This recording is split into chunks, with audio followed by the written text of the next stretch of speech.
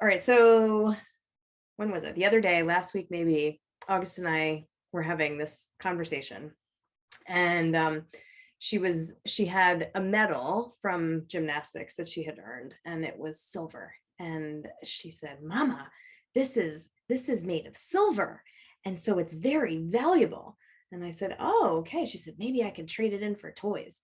And I said, "Yeah, maybe." And she said, "Mom, why is silver valuable?" And I said, "That is such a good question. That is such a really wonderful question."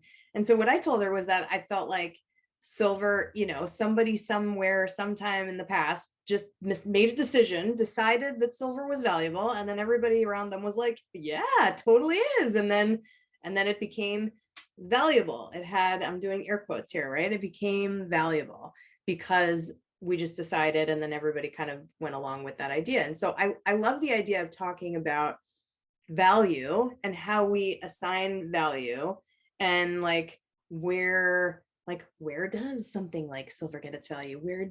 How do I decide what makes me valuable? What about the other things that we value in the world? And so you and I have like the best discussions about this stuff. And I just want to hear your experience and observations of value and like what that looks like in the world for you. Well, I think it's been interesting because over both of our years in coaching and working as entrepreneurs, we have talked about value a lot, whether it's like our personal value of ourselves, worthiness, but also value in setting up our business offers, the value of these offerings. And so last week I was poked, this is why I think value is so interesting, because I had told you one of my colleagues had mentioned she was like upping her pricing so much, so significantly. She's never charged anything like that. And then she turned to me when she heard what I charged, and she said, "I wouldn't think you're offering," I don't think she intended to insult me, but it just came out of her mouth, was, "I wouldn't think that you were valuable enough given what you're charging." And so it was really fascinating to feel like this interesting, so many things within that context of like where we put value changes our interactions with others. It changes our whole perception of the world. Once we have set value systems, and this could be, now we're saying like value systems, I just thought of that, like our ideology around things. We value certain ideology, which creates, what is that called? Confirmation bias, right? So we only see what we value as this, and these things become not valuable, right? Mm-hmm. And so like value becomes this thing that when we start putting value on it, all it is thought patterns where we decide and determine this is valuable. And that value, I think, can come from family stories. It can come from societal agreements. It can come from all kinds of stuff. Value can come from so many different angles, but I think it's us looking at our own, what do we value and how much value we put on it. It's not just what do we value all kinds of things. It's the weight of that value that will determine where we put our energy, basically. Like if we value something more than others, like I value you way more than the other people in my life, I'm going to put a lot more energy and attention into you, which probably means I'm going to have more demands on you and more expectations of you and all of that. So it's really, the conversation around value is so fascinating. The value of what we put on, this pen. Right. Like what I think the value of this, it should cost this much, it's like we have an agreed value. I think value is just a great thing to be aware of, so curious about it. I love that. And, it's interesting, you mentioned confirmation bias and stuff. I'm often thinking about August, my daughter, and how to help her create more self-awareness so that she can look at this stuff, because, here we are in our 40s and we've done a lot of work to get to the point where we can say, oh, that is curious. We don't just say, yes, silver is valuable, and we just accept that as law, right? We're willing to be curious and to push back and to wonder about it. And so with August recently, what I've noticed too is that, and I was telling you about this the other day, right? Like how she has had this thing going on at school where, I'm trying to help her become, a empathetic, curious, powerful woman in the world. And that one of these things that we have talked a lot about is this idea of being apologetic to a fault and that this is something that women tend to do, and that we just apologize for existing, and oh, I'm so sorry that you bumped into me, or oh, I'm so sorry that I'm standing I here. crossed your path. Right? Like, I'm so oh my sorry, gosh, I walked in front of you. holy mackerel, right? Oh my gosh.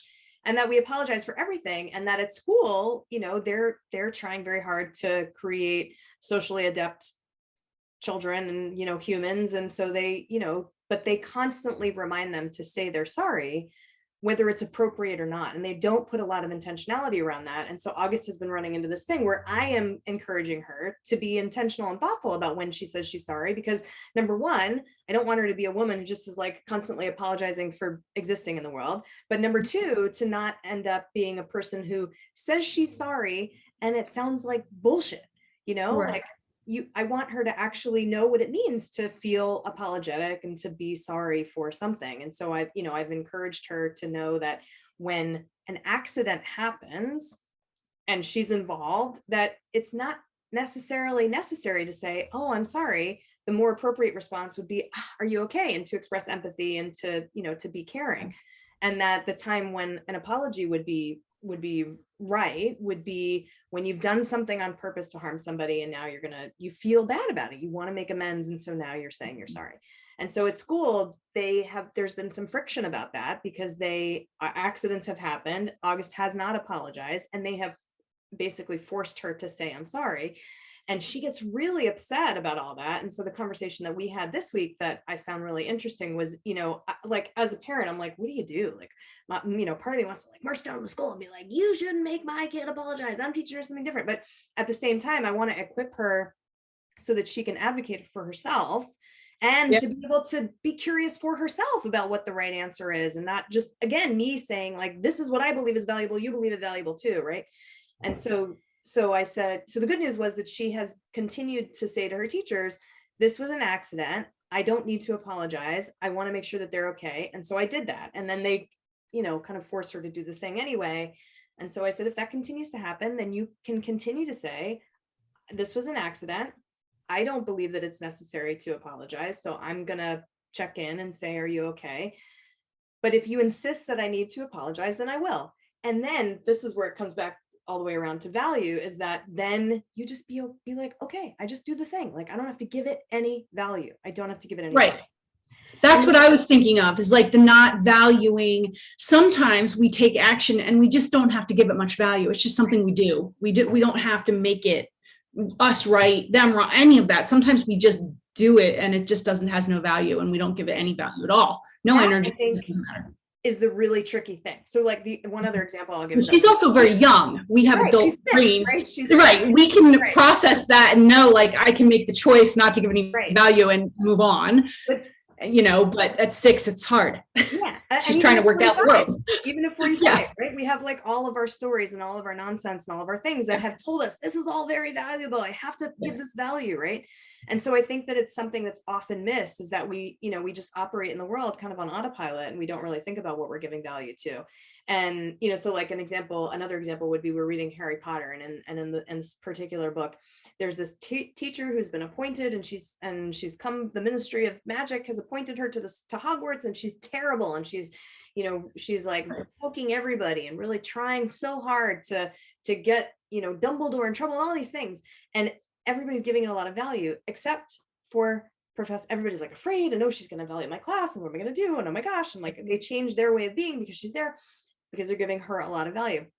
Professor McGonagall, on the other hand, just like she's like, it's fine, you do what you do, you're here to observe, you observe, I'm going to do my thing, but there's no talking in my class. If you're going to observe me doing the thing. This is such a good thing you're bringing up. Yeah. Thank God for Harry Potter, because you just pointed out, like, this is where value can be a big distraction.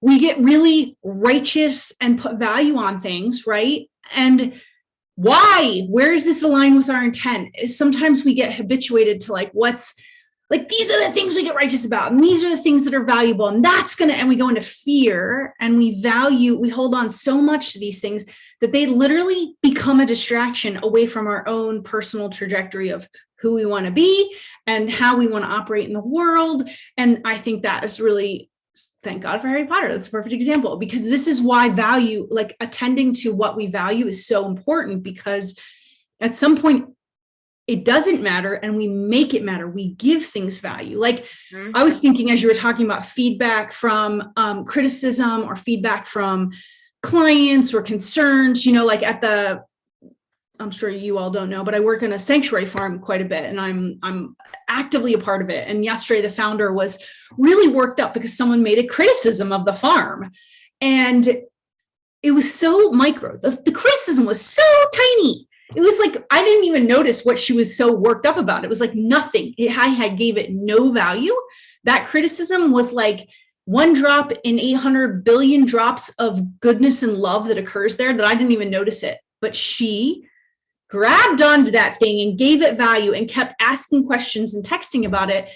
And you could see it became this massive distraction and energy consumption because she was so focused on this thing because she gave it value, where I didn't give it any value. It took me like 5 text messages to realize where she was caught, that she'd been giving value to this thing that I was like, why are you even thinking about that?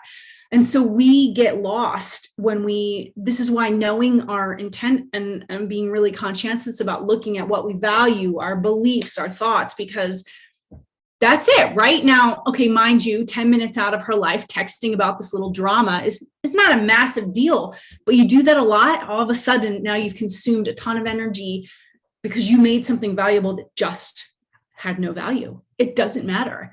And I think that is a really interesting perspective to recognize how we get caught. And the word righteousness, I just read about this morning. The word righteousness was in what I was reading. And I can see like righteousness is the act of like, I must be right. I have so much value on this. I'm so consumed in this. I cannot even remember what everything else is that's going on. I'm so lost in this moment. I valued this so much. Isn't And it that's crazy how that happens? And we get so, totally. It's like a veil or like a spell comes over it. Didn't we used to say that? I used to say something like that.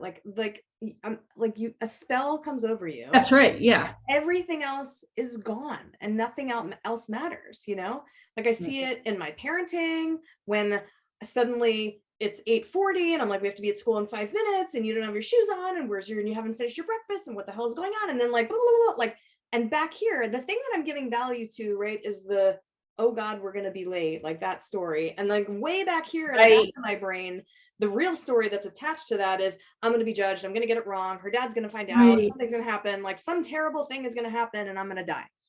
Right. But I'm giving all this value to this idea that, oh shit, we're going to be late.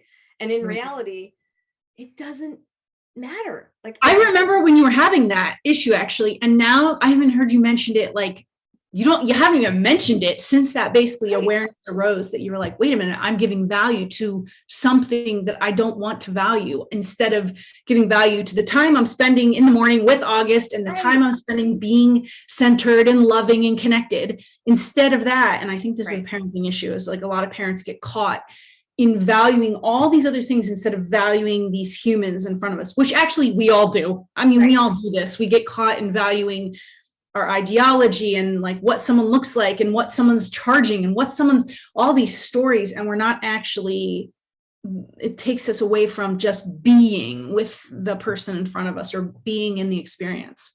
I want to talk about 2 more examples that I have, and then I want to circle back to that, which is like, what's the new opportunity? Like, what's the other potential, right? Like presence you're talking about. So the two very quick examples I'll give is that this morning, it happened this morning with, speaking of parenting, it was getting to be, I'm looking at my watch and I'm like, okay, we got to start getting ready. We've had our, kind of like playtime and all that. And August, I wanted to make my bed. And I was putting a lot of value on the idea of having my bed made. And August was like jumping around in the bed and like playing. And I'm like, okay, you got to get off the bed now. I need you to get dressed.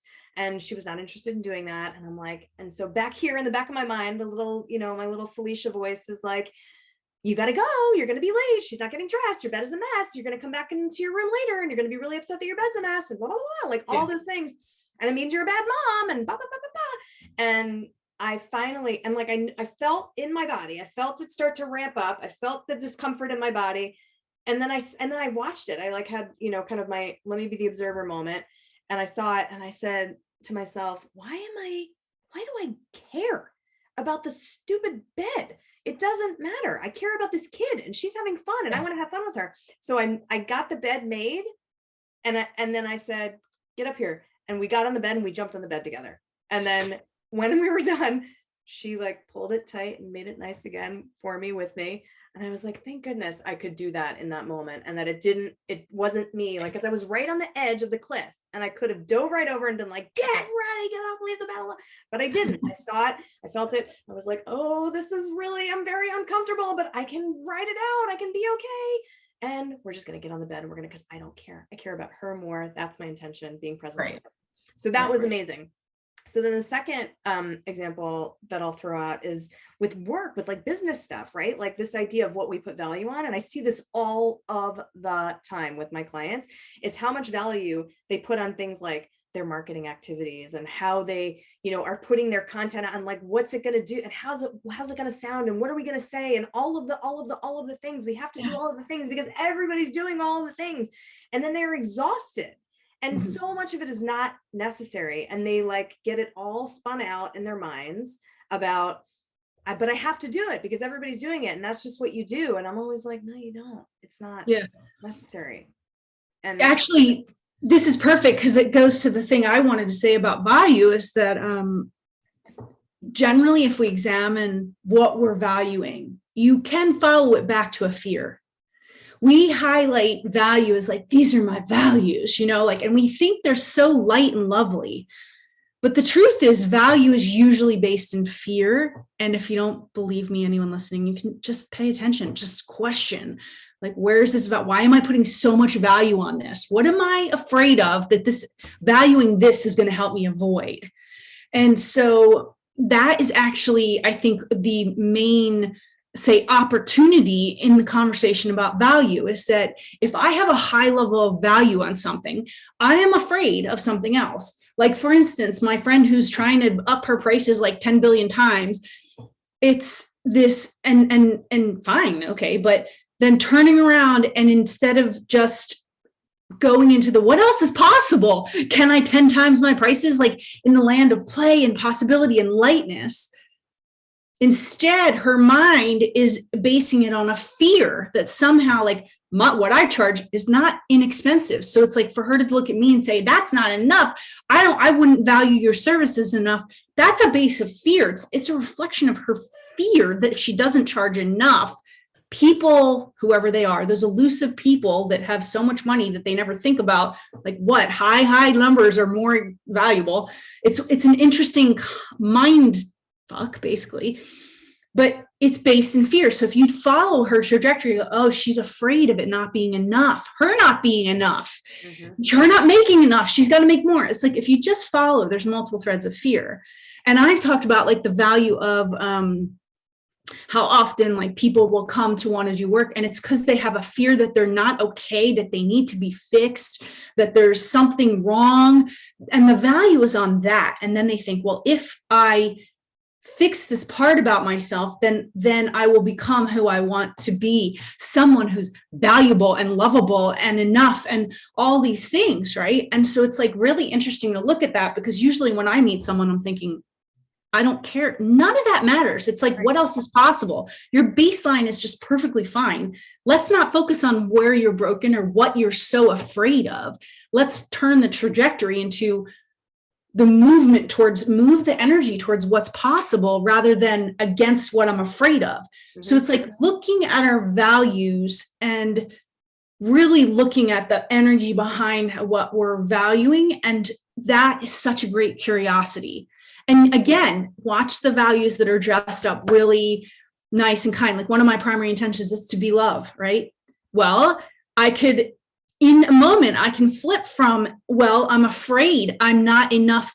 There's not enough love in me. I'm not being loving enough, that I'm not afraid I'm acceptable, right? So then all of a sudden my value on love can be from a place of fear. But if it's from a place of curiosity, then all of a sudden it's now I'm in the land of possibility. And I just have to make sure I watch, because my mind will vacillate. The mind loves fear. So it will want to go to I'm putting value on love because I'm afraid of what's going to happen if I'm not, right? So it's not because you always want to think, it's the awareness of what you're sensing within yourself. Like, why am I valuing this so much? And be curious. Yes. So you've segued really nicely into, kind of looking at what the new opportunities are when it comes to value or how we might look at it. And I think that is the biggest thing, Mhm. is having the awareness enough to be able to pause in the moment and notice, like from the seat of the observer, what is actually happening here. Why am I giving this so much value? And not from a place of judgment, because this is what I think is so interesting about the difference between, and I think I was listening to an episode of the Dr. Becky podcast, who's a parenting coach and psychologist, and I think she was saying something similar to this, but like, not from, like, curiosity has a lightness about it, and judgment, like, why Right, right, has right. very different feelings. So I think it's worth just kind of like saying that as a blanket statement, that when, when we're like doing this exercise of, let me be curious, let me like explore myself here and what's happening, it's from that place of genuine curiosity, with lightness, with compassion, with kindness, which is something you're always reminding me of, for myself, for this scenario, like, how can I see myself, hold myself in the highest regard as I look at this, and not Right. be judging myself as wrong or bad. But I think that's the like the very most important, like, if you can't get yourself to a place where you're willing to, or can pause long enough to notice, or self-aware enough to be able to feel it in your body when it's happening, or to watch it unfolding in front of you, to say, wait a minute, hold on, is this who I want to be in the world? Like, is this aligned with what's most important to me right now, with what my intentions are, with the trajectory that I'm trying to create? Eek, no, it's not. Okay, cool. What else is possible? What else might we do here? Why am I giving this so much value? That's interesting. I'm curious about that. I think that being able to Yeah, and it's a place of lightness. You're right. And I used to, so I have a little bit of something to share about that, because my first step away from, I'm going to judge the hell out of myself for being such a sucky loser that I do all this stuff, right?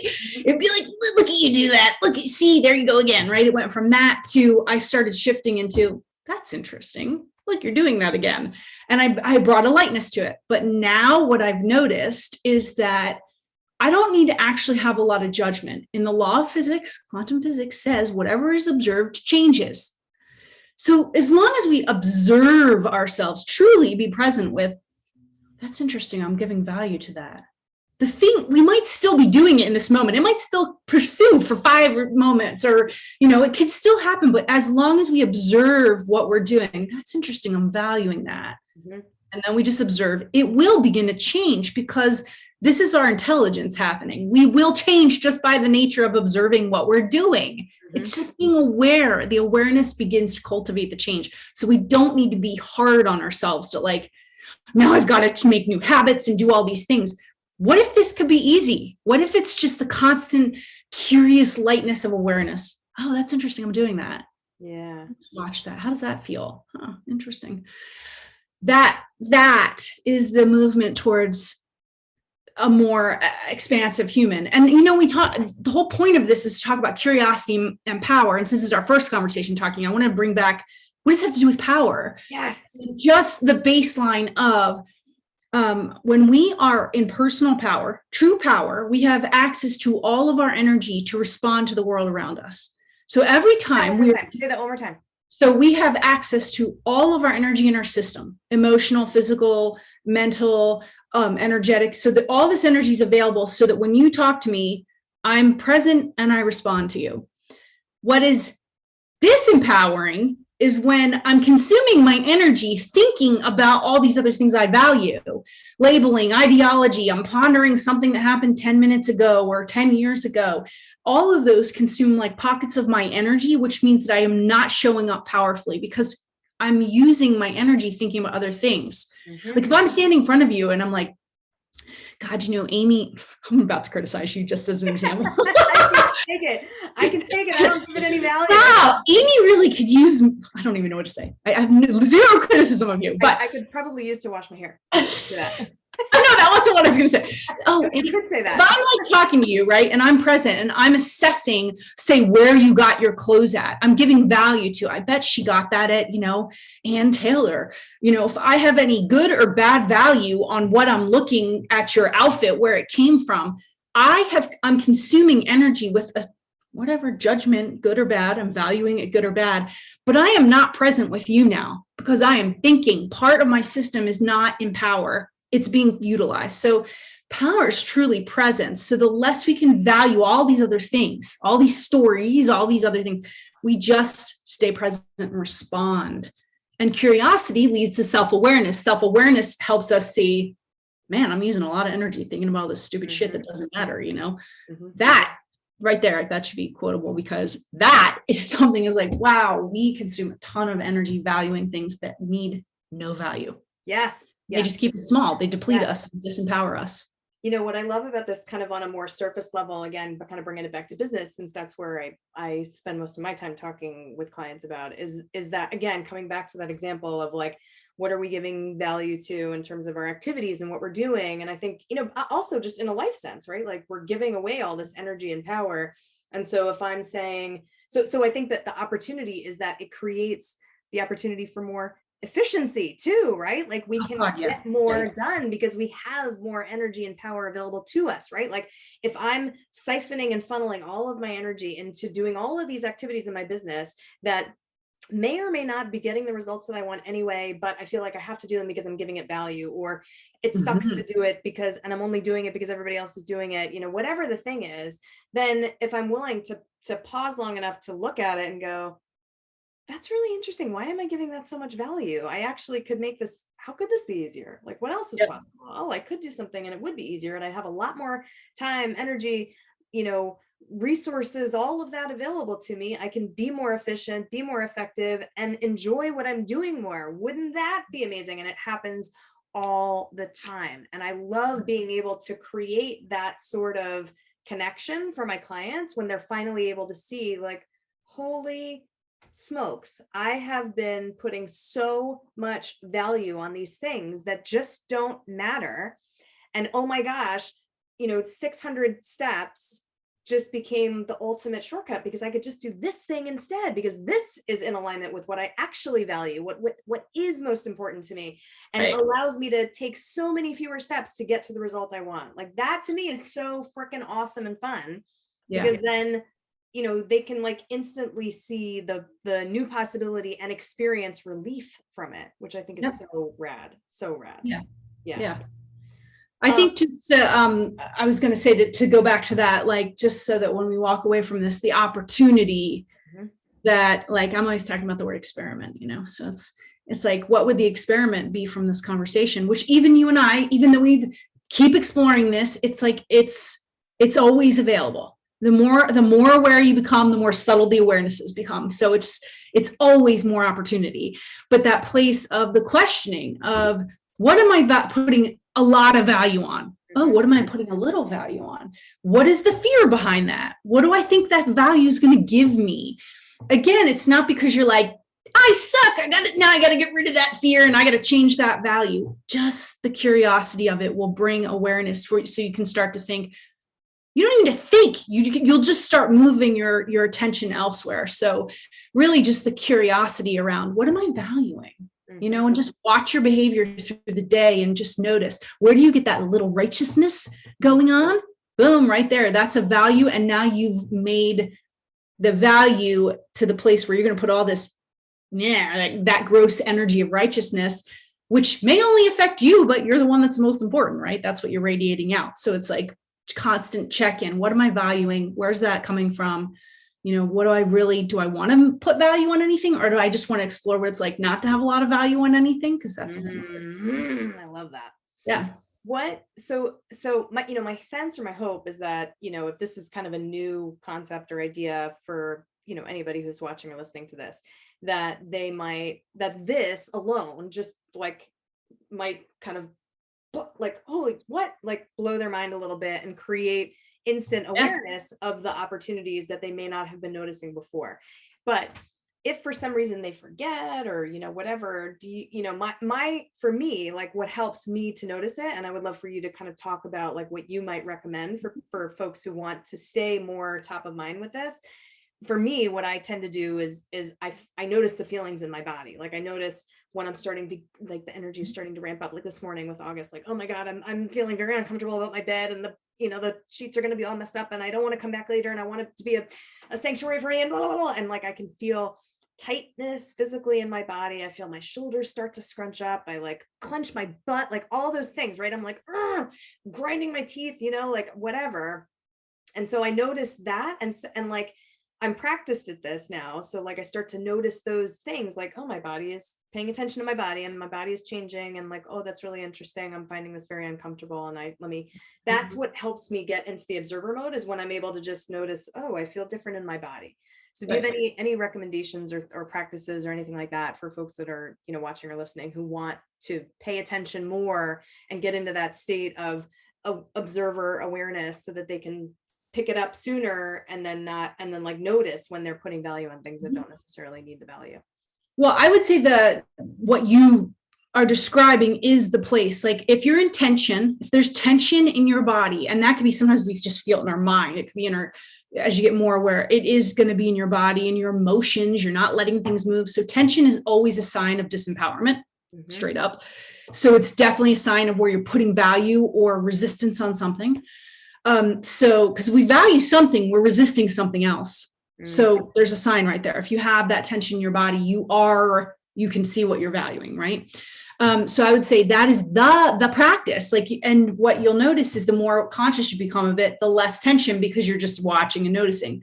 But the way that I actually even got to the point of noticing was that I had to start in a baseline. And that was, I do a morning practice of sitting. And this could be, you just have your cup of tea and you literally soften your body completely. And you just notice, well, how much tension do I even need to hold in my body to sit up? How much tension do I need to hold in my hand to hold this cup? And you become aware of what a baseline level of tension in the human body is. Oh, am I thinking a lot? I probably have tension in my face and my head. Let me soften that. You keep, like, if every morning you just say, oh, for the next, 2 weeks or 30 days, I'm going to actually sit and feel what it feels like to not have tension in my body. You will have something to compare it to. Most people have so much tension. They're so thinking, they don't even know how to go to softness. So there's no room for awareness because you don't know what a baseline is. So it's like the reality, or if you do yoga, at the end of yoga, you do shavasana and you lay out, and everyone loves shavasana. Why? Because it's probably the least tension people have had in their body all day. So you need to find some sort of baseline so that you start realizing, oh, like, what does it even feel like to be tense in my emotions? What does that even feel like? Right? People don't know. So it's just the morning, for me, it's been morning practice where I would literally sit my butt down and soften. And then I would notice what's not soft. And then I would think, what will it take for me to stay sitting up? And then I would release all the tension until my body would start to fall over. So it was just a very simple practice, because then you start to notice, like, I'm talking to this person. There is so much tension. I'm nothing like I sat this morning. And then you can slowly go through the same thing you would have done in the morning, and you can just release until you just become more conscious of it.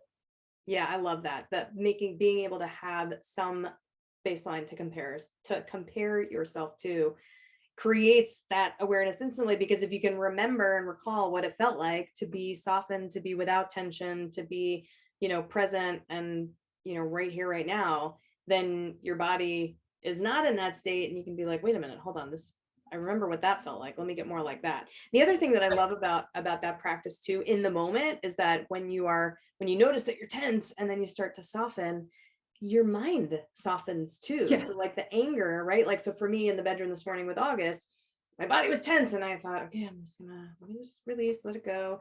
And that was what created the opening for me to decide and to notice and to question, be curious about the value that I'm putting on the bed being made and being laid and all the things. And just to be able to say, oh, what else is possible? Why don't we just jump on the bed? Let's just jump on the bed, So that's great. So maybe I can just kind of sum up, right, for everybody. Can I say one more thing? Is that not underestimating the simplicity of this practice? Because you will do this and this will change if you can navigate your life from a softer, less tension built place, this will affect everything: your business, your relationships, your sex life, your connections in the neighborhood. Like, it just affects everything. Your relationship with money, your relationship with yourself, your body, your health, all of the things are connected to this. So it's really a baseline thing.